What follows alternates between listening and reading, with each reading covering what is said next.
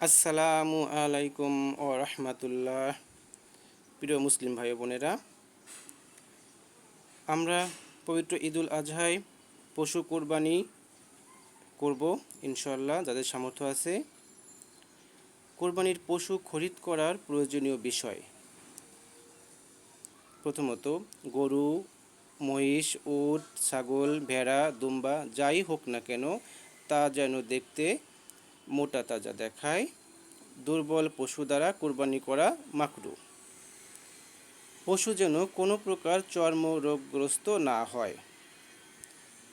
যে পশুর কান 1/3 চেয়ে বেশি কেটে গিয়েছে, যে পশুর দাঁত সম্পূর্ণ পড়ে গিয়েছে, যে পশুর লেজ 1/3 চেয়ে বেশি নষ্ট হয়ে গিয়েছে, যে পশুর পা এমন ভেঙেছে যে সোজা হয়ে সে হাঁটতে অক্ষম,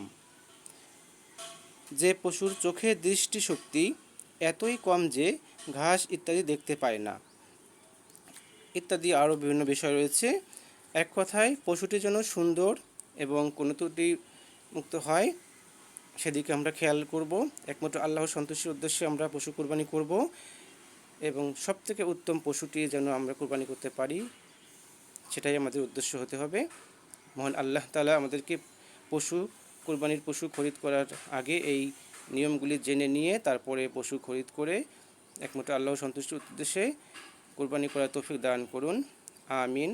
আসসালামু আলাইকুম ওয়া রাহমাতুল্লাহ।